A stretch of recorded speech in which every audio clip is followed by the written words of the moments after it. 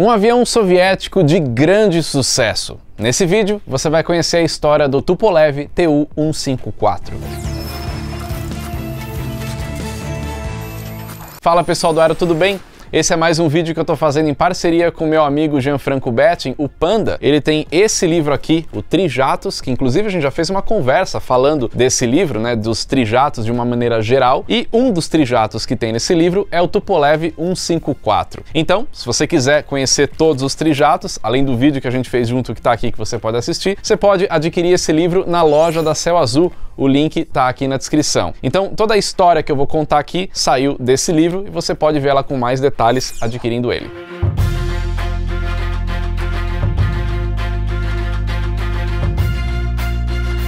A Rússia já está na aviação desde os primórdios.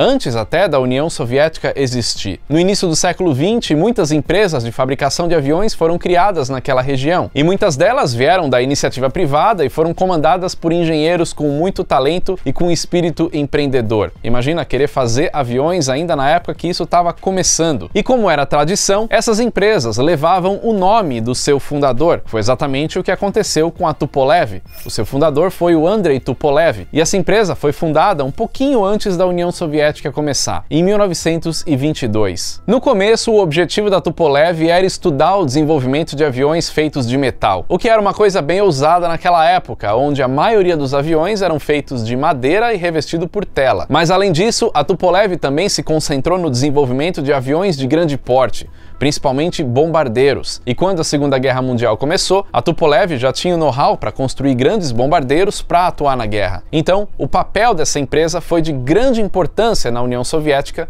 durante a Segunda Guerra Mundial. Foi a Segunda Guerra Mundial que deu um grande impulso na Tupolev. Foi ali que a Tupolev desenvolveu um bombardeiro de extrema importância para a capacitação da Força Aérea Soviética, que foi o Tupolev Tu-2. Isso ajudou muito a União Soviética a se tornar a potência que se tornou, principalmente depois da Segunda Guerra Mundial. A verdade é que depois que a Segunda Guerra Mundial acabou, a União Soviética tinha dinheiro, uma economia forte, influência política e muitas ideias para construir novos produtos. E vale lembrar que além de todo o know-how que tinha dentro do próprio país, os soviéticos capturaram vários engenheiros alemães. Então esses engenheiros ajudaram bastante no desenvolvimento de novos projetos de avião, como por exemplo o Tupolev Tu-16. Entre outros vários modelos, o Tupolev Tu-20, o Tu-95 deu muita experiência para a empresa criar outros aviões e também partir para um outro mercado que estava em desenvolvimento, o mercado de aviação civil. Acontece que o território soviético era simplesmente gigantesco, praticamente um continente inteiro. Então eles precisavam de aviões para fazer o transporte dentro do próprio país. E aviões que tivessem uma autonomia grande e também condição de operar nas diversas pistas que tinham dentro do território soviético. Pistas de todo tipo, pistas não pavimentadas, pistas precárias, pistas asfaltadas, enfim, as companhias aéreas tinham que ser capazes de suprir todo o território soviético. Como muitos bombardeiros foram criados durante a Segunda Guerra Mundial e também no início da Guerra Fria, os soviéticos resolveram pegar alguns desses bombardeiros e transformar em aviões civis para fazer esse trabalho de transporte aéreo. Um desses aviões foi o Tu-16, que acabou dando origem ao Tu-104, o primeiro jato comercial feito dentro da União Soviética que voou pela primeira vez em 1956. Inclusive, ele foi entre 1956 e 1958 o único jato comercial a voar no mundo. Eu já contei mais essa história no vídeo dedicado ao Tu-104 que eu fiz aqui no Aero. A partir do Tu-104, um outro avião com maior capacidade, mais moderno, ganhou os céus em 1955, que foi o Tu-124. Mas os dois modelos acabaram sofrendo muitos acidentes, e a maior parte deles por problemas operacionais. Além desses jatos comerciais, a aviação soviética também operava com dois turbohélices, o Ilyushin IL-18 e o Antonov AN-10. Mas os soviéticos precisavam de um avião maior, com mais capacidade, mais rápido e com mais autonomia. Durante os anos 60, o filho do Andrei Tupolev, o fundador da companhia, o Alexei Tupolev, assumiu o comando da empresa. E ele liderou o desenvolvimento de projetos importantes, como por exemplo, o primeiro avião comercial supersônico do mundo, o Tupolev Tu-144, que eu também já fiz vídeo aqui no Aero sobre ele. Esse avião acabou sendo um grande fracasso, mas o Alexei Tupolev também acabou liderando o desenvolvimento daquele que seria o maior sucesso da aviação comercial soviética, o Tupolev Tu-154.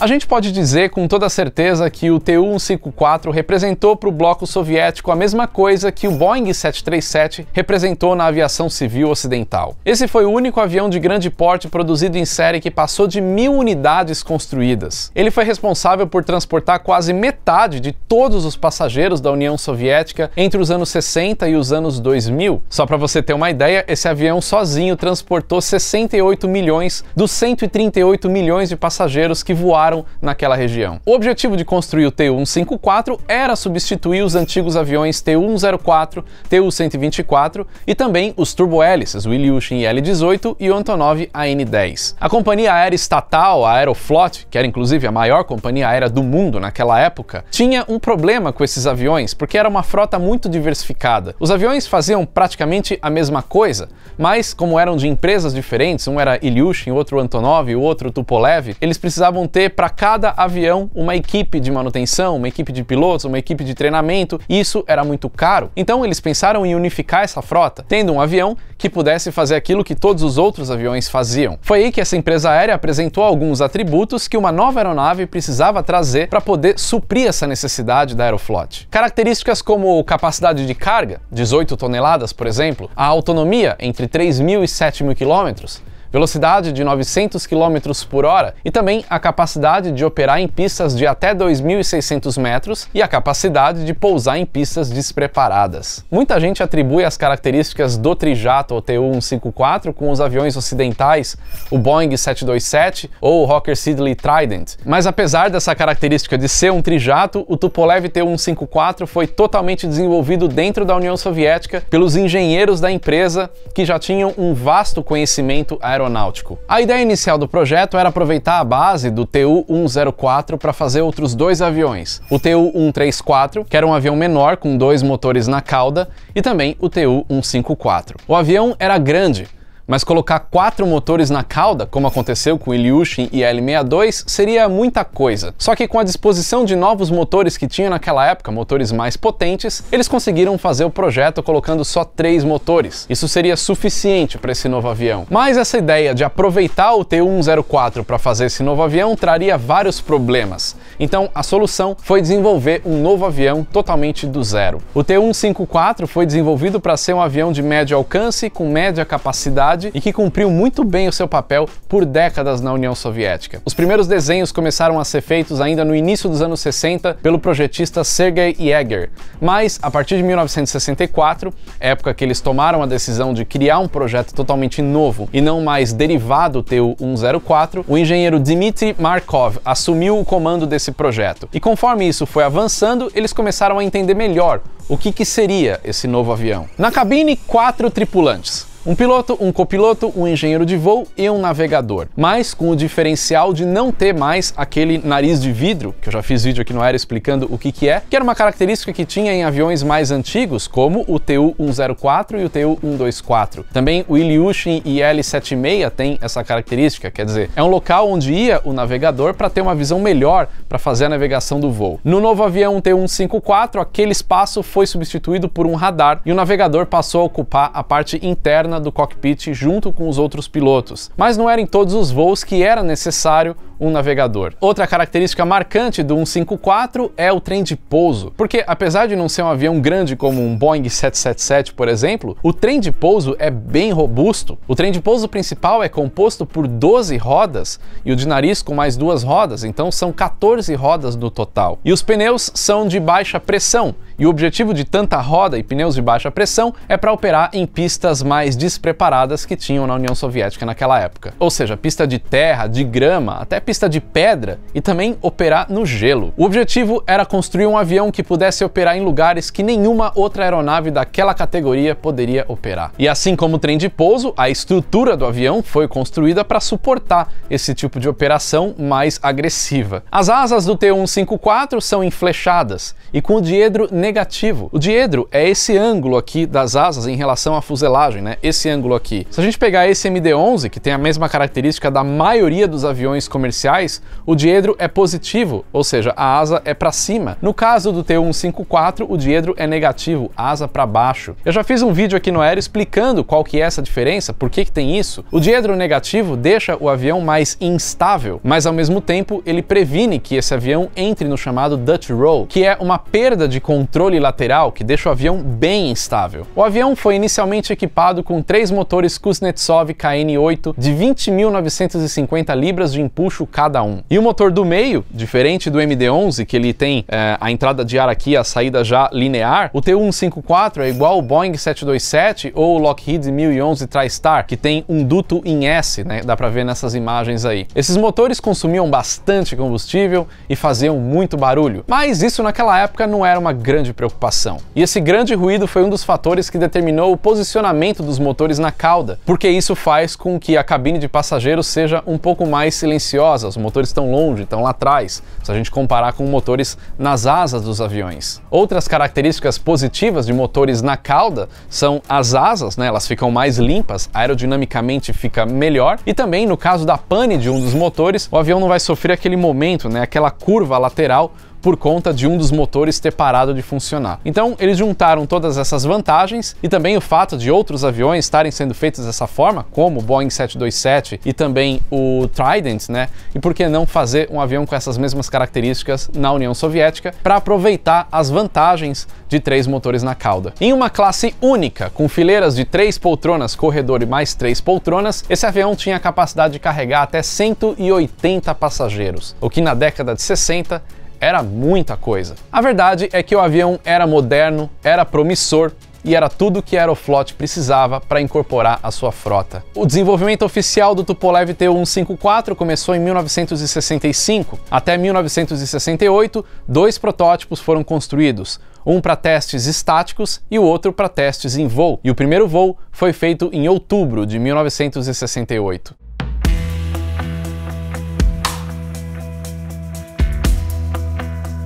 Dois anos depois de muitos testes em várias situações, os aviões foram entregues para a Aeroflot, mas a Aeroflot não começou a operar logo em seguida.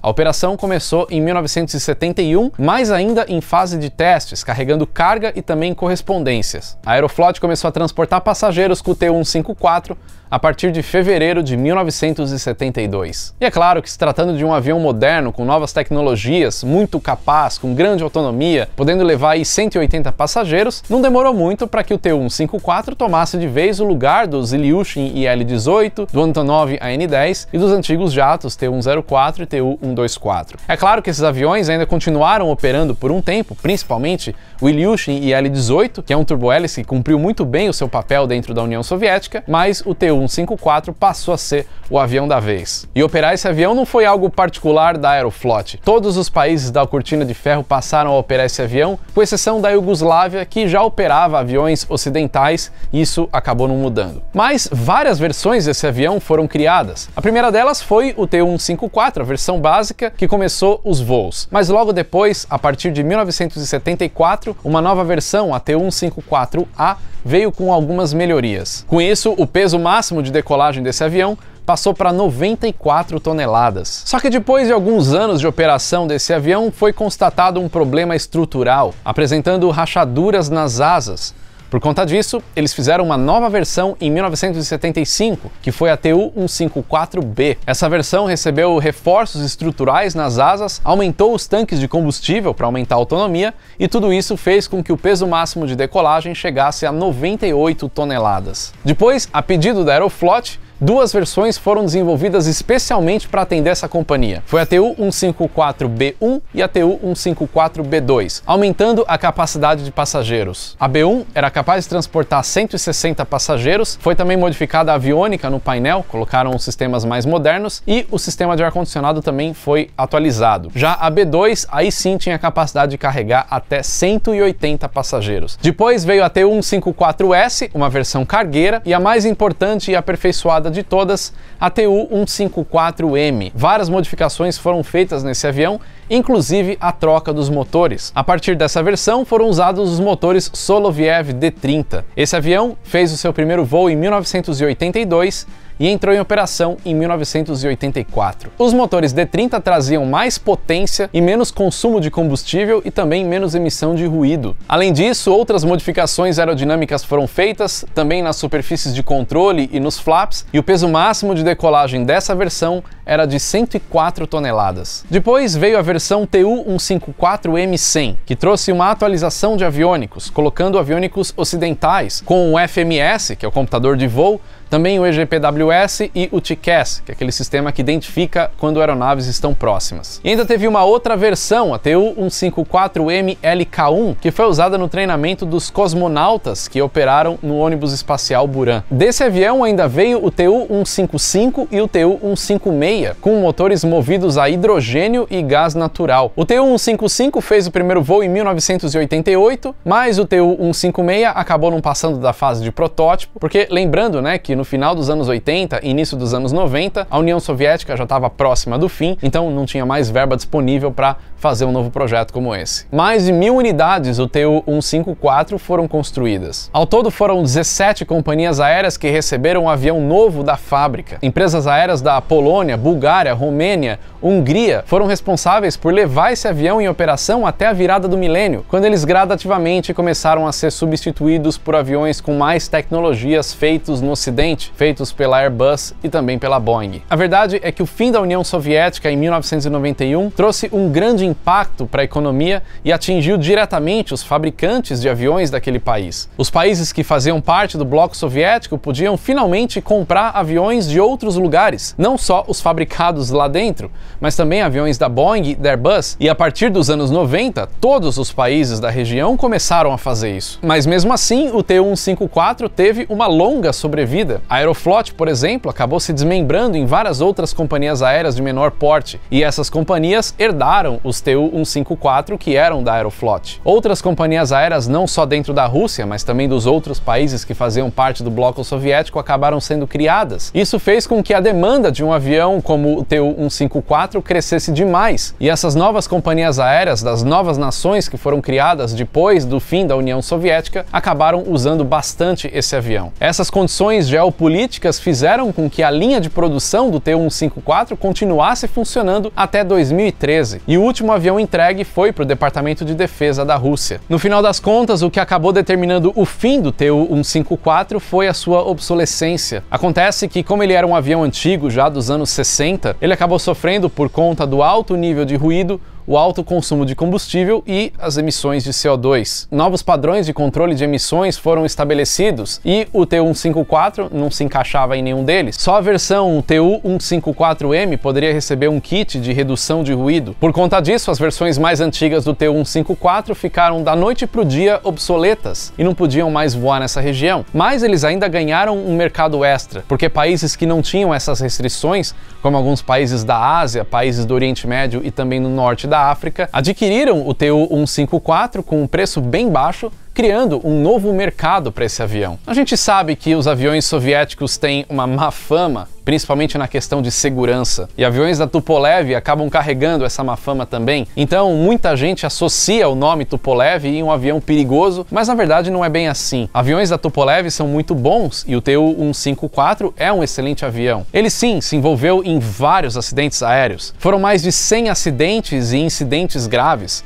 69 aeronaves foram perdidas nesses acidentes, mas muitos deles foram causados por problemas operacionais e não de projeto do avião. O avião não caía porque ele era ruim, como aconteceu em outros aviões que eu já fiz vídeo aqui no Aero, mas era simplesmente por uma questão de treinamento de pilotos, por uma falta de experiência de quem estava operando esse avião. Um dos acidentes mais famosos que aconteceu com o 154 foi em 2010 com a Força Aérea Polonesa. O avião caiu e matou todos os ocupantes, praticamente dizimando o governo polonês, matando inclusive o chefe de estado do país. Mas esse acidente foi causado por um problema operacional. O avião bateu nas árvores, se aproximando da pista do aeroporto de Smolensk, e isso aconteceu porque o tempo estava fechado com bastante nevoeiro. E a causa do desastre foi o ministro de aviação do país estar sentado no cockpit falando para o piloto furar a camada de nevoeiro para tentar achar a pista. E aí acabou chegando antes e caindo antes da pista. Em dezembro de 2016, um outro Tu-154 caiu depois da decolagem lá na Rússia, no balneário de Sochi. O acidente matou todos os 92 ocupantes do avião e, a partir daí,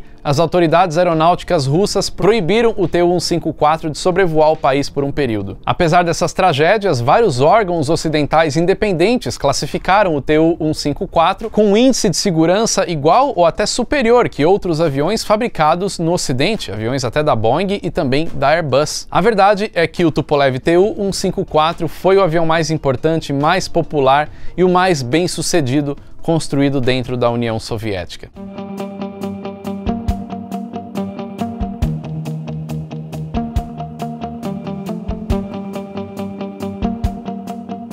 Então é isso, essa é a história desse avião incrível que os soviéticos construíram. Muita gente acha que de lá só saiu coisa fracassada, mas não. Tem esse avião, tiveram outros também que eu já fiz vídeo aqui no Aero mostrando a história. E essa história eu tirei desse livro aqui, Trijatos, do meu amigo Panda. Então, além do Tu-154, tem vários outros trijatos. Se você quiser ver esse livro, que tem várias fotos bem legais, o link da loja tá aqui na descrição, ele tá disponível lá na Céu Azul. Vai lá, já adquire ele e também os outros produtos, como camisetas do Aero, canecas, garrafas, chaveiros, enfim, tem várias coisas legais, tenho certeza que você vai gostar. Não esquece de já deixar o seu like, comenta o que você achou e se você ainda não é inscrito no canal, clica no botãozinho aqui embaixo e já se inscreve para fazer parte dessa família Aero por Trás da Aviação.